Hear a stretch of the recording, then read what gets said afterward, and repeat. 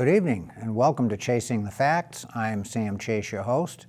Today is January 20th, 2022, and with us this evening is Vivian Birchall. Did I pronounce that correctly? Yes, Sam, you did. Okay, thank you. I don't always, Well, and I wouldn't tell because it's a name I picked up when I got married, so it's not Okay, right. And Vivian is I think you might be the first out of the box, I'm not sure, is a candidate for election to the state representative district of the 14th Middlesex, which is currently Tammy Gouvea's district. Now the difference, of course, I think most of our audience knows that, of course, we've had a census intervening and all of these precinct and district lines have been redrawn. So actually, if Vivian is successful in her quest to become a state representative, her district is actually going to look a little bit different than what we have now. So in Chelmsford, for example, Tammy had precincts 1 and 9, the old precincts 1 and 9. The new district is in Chelmsford precincts 7, 8, 9, 10, and 11. So we've gone from 2 precincts to 5. You still retain the entire town of Carlisle, which everyone knows is a small town. Acton, you pick up a precinct, so instead of 3 precincts in Acton, the new district is now 4. But you do lose about half of Concord. Okay, so 3 precincts in Concord, 4 precincts in Acton, the entire town of Carlisle, and 5 precincts in Chelmsford. So that's quite an interesting district, the way they've carved that out. So anyway, that's just a little bit of history on the change of the districts as we're going to see them in this coming year and for the next 10 years. So Vivian, what we usually do, we start the program off by asking the guest to give us a biographical sketch, and I usually tell people, we'll keep that to a minute, but in your case, I'm not going to constrain you to that because you have a very interesting and varied background in history that most people would not have. So I'm just going to stop there and I'm going to let you pick it up from there. Thank you, Sam, and thank you, Chelmsford. My name is Vivian Birchall. I'm a candidate for state rep for 10th Middlesex District, and I am a first-generation immigrant to the United States. I love my new home, the United States, and I'm thankful for everyone who has made me feel like I belong enough to want to fight for where I live, to represent and be a new voice in our state house. With that said, I was born and raised in Uganda, in the hills, so in southwestern Uganda, and I moved to, I worked for the government of Uganda in the planning department, or no, it's not a department, but it's, and I don't know what would be the equivalent, but it's a national planning authority. But prior to that, with the legislature, the Parliament of Uganda, working with a caucus of sorts, members of parliament, fighting to end corruption and transparency. So they used to pass legislation that helps the country be more transparent. And my job was to mobilize those legislators and also present and share information about the new bills that are being proposed by maybe activist groups and make sure that we have the numbers to pass those bills and enact legislation. Now, let me interrupt you just 1 second. Correct me if I'm wrong. I believe Uganda has a one-house legislature. Correct. It's not like this country where we have the House of Representatives and Senate, so you have what we would call a unicameral legislature, one body. Absolutely. Okay. Yeah, we have one body. It's called the Parliament, similar to the British style. Right, but it is a presidential system. Your president is both the head of state and the head of government, like we have here in the United States. Yes, absolutely. And actually, we transitioned from a one-party system of government to a multi-party system of government when I was working with the Parliament. Oh, very interesting. Part of the work that I did with some of the legislators was to go and get a buy-in, or not a buy-in, but introduce this concept of a multi-party system, reintroduce it back to the community, and try to sensitize the members of the community about what that will look like, because the history of multi-party politics was very destructive in the country, so people were afraid. And there was going to be a referendum to change that system of government back to multi-party systems. So there was a need to, go back to the community and talk to people, understand their fears of what a multi-party system of government could look like or could bring, and really get them to, come on board and support the system of government and be a part of it.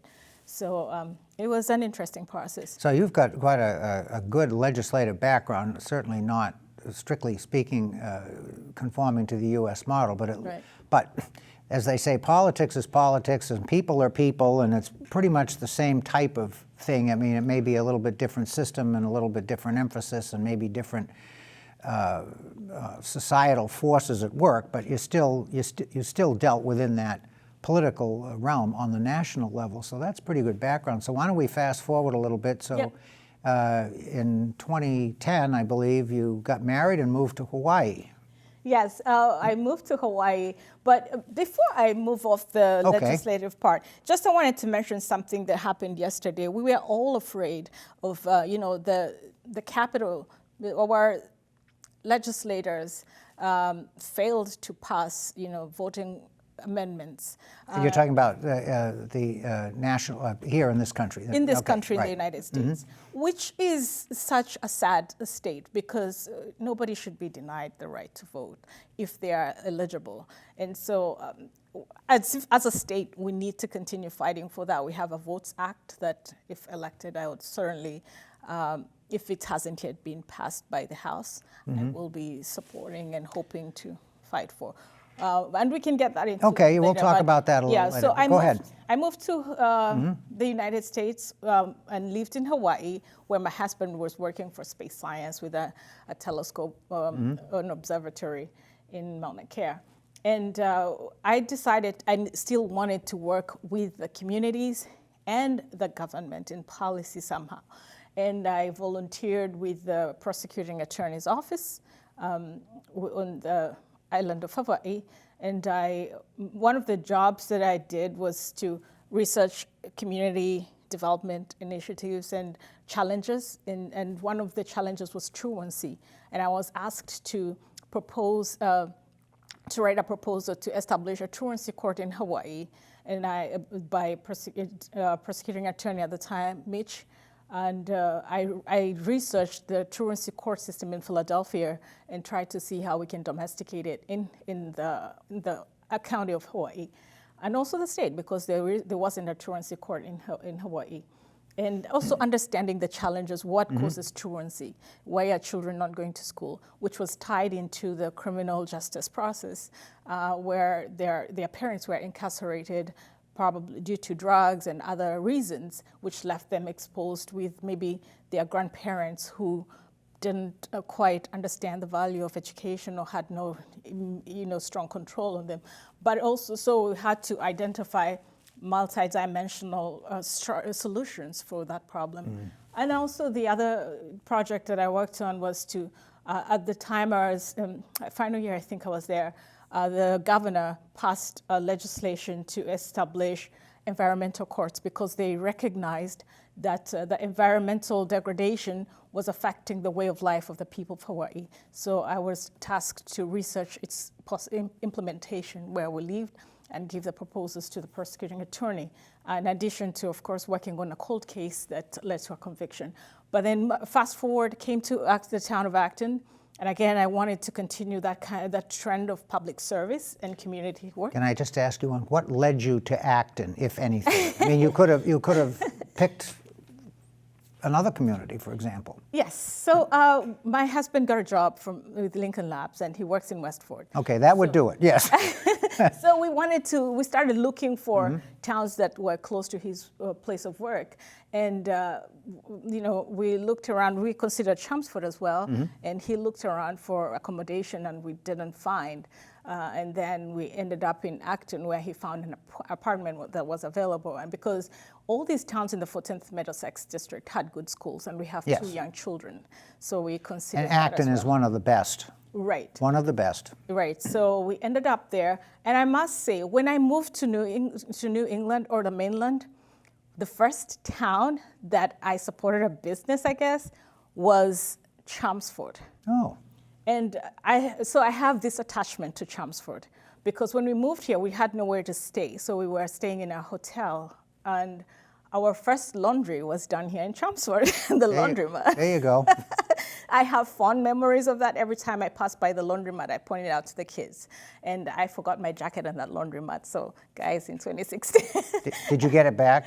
I couldn't find it. I think they might have held on to it for a long time and maybe give it charity. But I have those kinds of attachments to this town. Good. It holds so special. And then when I was my mother and I were trying out a business. So Chelmsford was, a small business in Chelmsford is the one that came up to support us. They were selling my mother's products in their small business shop as well. Good. She makes crafts. So Chelmsford, thank you so much for taking care of us.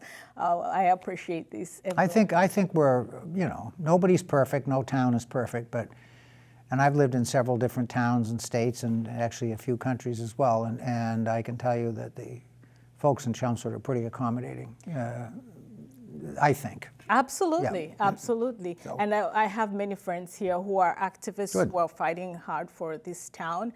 And one of the strengths that I would like to share right now is the ability to have these meaningful conversations about issues in our towns. I host a show on Acton TV. And part of it's just to provide a platform for very difficult conversations, because regardless of what town we live in, there are almost the same challenges. The water quality that people are concerned about, the infrastructure, the heavy traffic, the development, open space, climate change, healthcare. So we find that maybe the magnitude might differ, but the issues are still the same.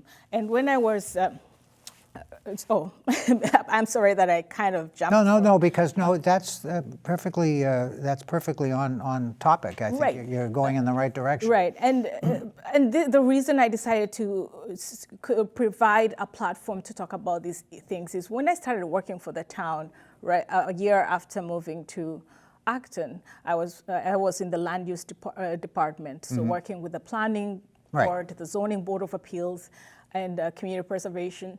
I used to sit into all these meetings and hear people's frustrations with land use, and it made me, just as a person who is very action oriented, I wanted to provide a platform for conversations and solutions, making the solutions come from the people themselves. And so that is what I do every single day. Some might do it when they're running for office.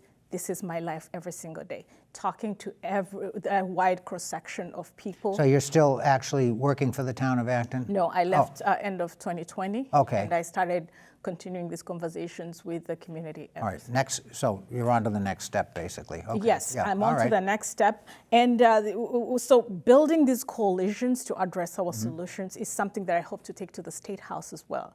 Because, if we look at as a representative, I would represent 4 towns.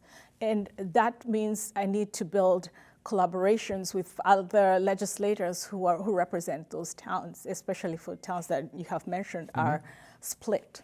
And so that when we are trying to fight for these towns, we fight as a block so that the towns like Chelmsford can get funding for their schools. I'll be looking at the formula that the schools get funding from, and how can it be improved to make sure that the communities that need the support the most are getting the funding that they need. How do we make sure, I'll be looking at and fighting that for, the water quality to improve. All the towns are dealing with PFAS in the water. And this is an unfunded mandate by the state to track this PFAS. One of many. One of many.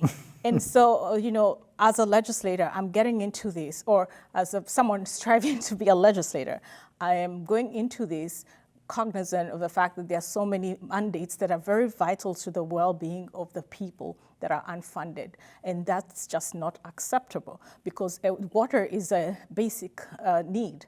Everyone, we all need our drinking water. I don't know anybody who can do without water, but if you ever meet somebody in that category, I'd like to meet them. Yeah, so again, when I look at the position of state representative, it's one where we have to center people's needs, people's way of life to improve the dignity of everyone in the districts that we represent. And we cannot do this alone. It has to be done with partnerships, and I want to partner with local media because that's the way information is shared. I want to partner with local governments. If anybody's working with any department in the 4 towns, you are very welcome to partner with me because through this partnership, we'll find very creative ways of overcoming some of the challenges. And of course, we know that some of the challenges can be only solved at the local government level, and some can be addressed at the State House, by the State House legislation. So, but it doesn't mean that we still can't collaborate in meaningful ways to overcome these challenges. And so when it comes to, let's see, maybe I should let you. Well, no, I mean, I think everything you've said actually, and I think most people now who've watched this show know, because I've been doing this for a little over 2 years. What I normally do is I send our guest a list of suggested topics a week or so before the show because I don't like to ambush people. I am not CNN and I'm not Fox News. I don't do that, okay? So, you know, we like to have a good conversation, and I like people to be prepared and think. So actually I did that with Vivian, but I also tell guests, look, you don't have to stick to the script. These are just suggested areas that I think are germane to what the reason you're on the show. So I did that obviously with Vivian, and I say, but if you want to go off topic, do that. Well, she's been talking, and you've hit just about every area I've got on the list here without me having to bring it up. So that's terrific. So you're in that mindset. So we can stop a minute, and I'll just ask you a couple of questions. You've been talking about collaboration and the need to collaborate, and in explaining your background and what you've done, especially most recently in the town of Acton. It's pretty clear to me that you have that experience. I mean, you've been in a municipal position. Obviously, when you were in Uganda, you've been in a legislative position and also had that same type of exposure when you were in Hawaii. So you certainly have developed an appreciation for being able to listen to people and what their concerns are and so forth. And I think that's very important. So hold that thought for a second, and then I'm going to pivot back and say, on your website, you characterize yourself as a progressive Democrat. So would you care to define for the audience what you think that means? Thank you for asking that question, Sam. And then I'm going to follow it up, but go ahead. Absolutely. So to me, a progressive Democrat means that I will center the needs of the people above everything else when I'm making decisions, legislative decisions. So the well-being of everyone. This is how I'd like to categorize. So that would be the first consideration. Correct. Okay, all right. Because this is how I like to summarize. A rising tide lifts all boats. Mm-hmm. So I want to see this as me being the rising tide that will lift all boats in the 14th Middlesex. I don't, that's a pretty good definition, and I think it's, just from my political knowledge, I think it's probably accurate, but I don't think I've ever heard it described the way you've just described it. But I would subscribe to that. So holding that thought and talking about the collaboration and so forth, and one of the things I used to say to Tammy, because I've had Tammy on the show a few times, and just to share a little bit with you, I'm probably not, if you had to put me on a political spectrum, which is hard to do, I'm probably not, you wouldn't call me progressive by the current terms. I'm a Heinz variety, okay? I've got a little of everything. I've got some libertarian in me, I've got some liberal in me, I've got, it depends on what the issues are, more than anything. But one thing I always was impressed with Tammy, and she and I there were probably a lot of things we didn't agree on politically on the national level, okay?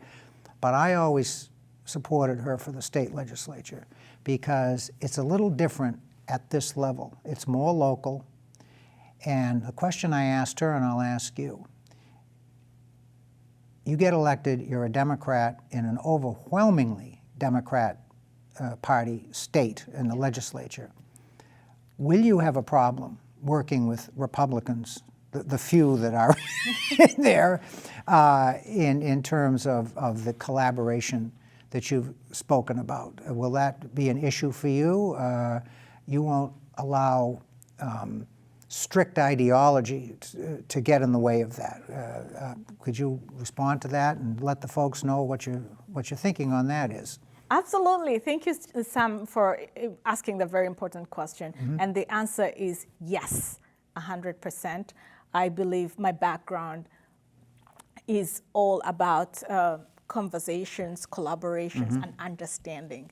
Because at the end of the day, whether somebody's Republican, Democrat, Green, whatever the classifications might come up, Mm-hmm. because they're still coming up, at the end of the day, we're human. And we're chasing the whole, American dream. And it doesn't differ depending on the party. So if we have, and that's why I said my... That's why I like your definition of progressive Democrat. Exactly. Okay. That's why I was going back to it, to say that it's going to center on the needs. So if we are in a town like Chelmsford, children are going in the same school, regardless of what their parents' political affiliation is. They are drinking the same water, having the same housing needs, or not the same, but they share the same frustrations with housing, with food insecurity, with climate change, the effects of climate change. Those issues are real, and they have no boundary. They don't discriminate.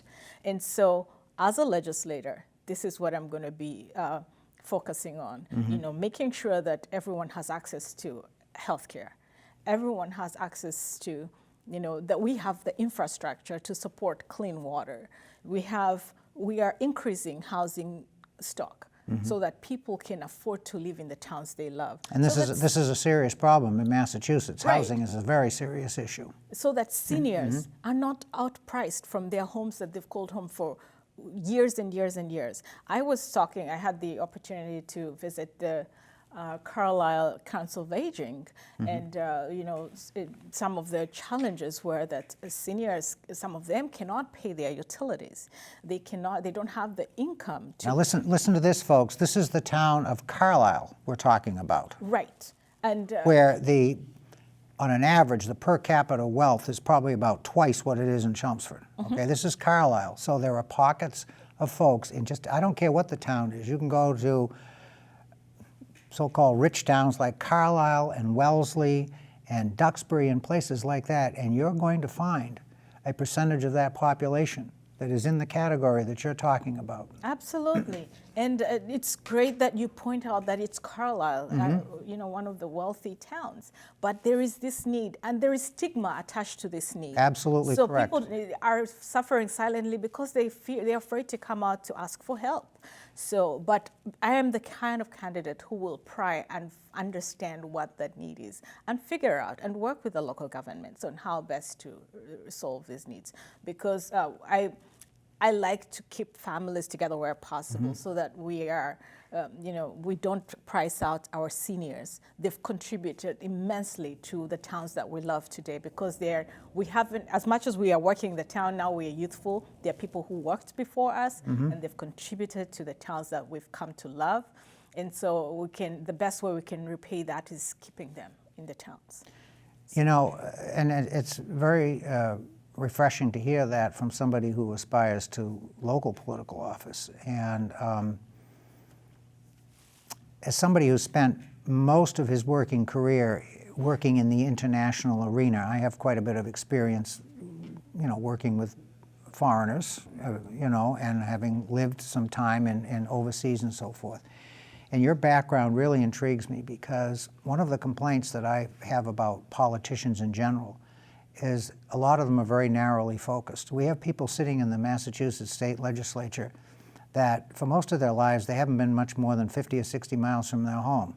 They grew up in the town, maybe they went to college 15 or 20 miles away, and they've stayed there their whole lives. Now, I don't mean to denigrate that experience, okay? I'm not saying they're lesser people because that's their background. All I'm saying is that somebody like you that has the broad international perspective brings something to the table that a lot of the folks that are there now don't because they haven't had that kind of experience. And I think that informs your understanding as somebody who grew up in Uganda. Now, you didn't experience the British rule. You were born after that. I think Uganda became independent in '62. 1962. Yeah. Right. So you're much younger than that, obviously.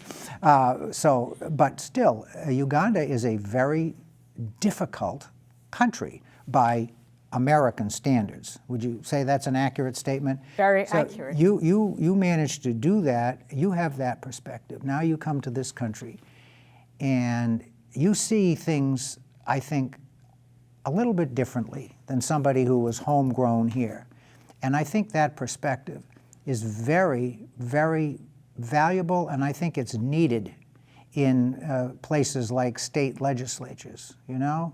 My father used to say, open the window and let the fresh air in once in a while. Well, I think, you know,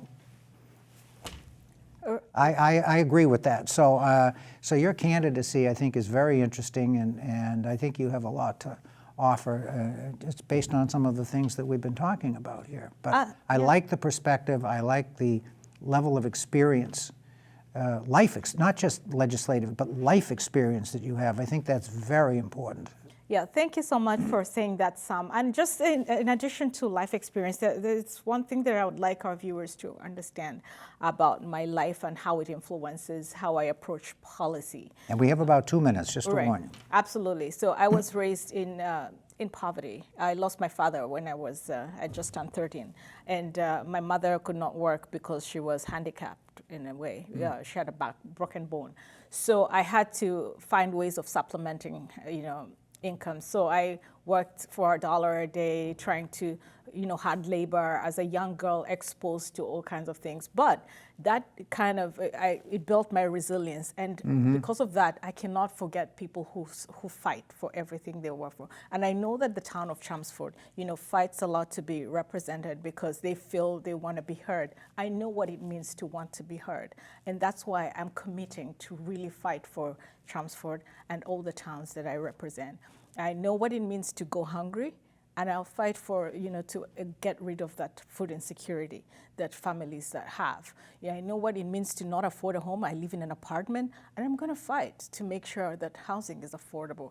I know what it means to not access healthcare. I have a mother who struggled to get access to healthcare. Is your mother with you now? Yes. Oh, okay. So, and I know what it means to need these services, and this is the values and the passion that I bring to this office. But it doesn't mean that I'm only representing those who are marginalized. I want to represent the business owners as well, who are struggling with their businesses. They once thrived, but now the pandemic has affected them. So getting rid of the pandemic and the effects of the pandemic is high on my priority. And that's what I do a lot at Acton TV, having conversations with business owners just to understand their struggles and figure out solutions for them. And I'll continue doing that as a representative.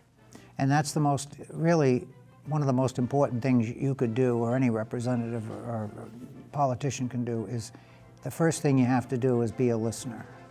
You have to listen to people. What did Tip O'Neill say? All politics is local. And we understand what that means, but it also means you have to sit down and really listen to people.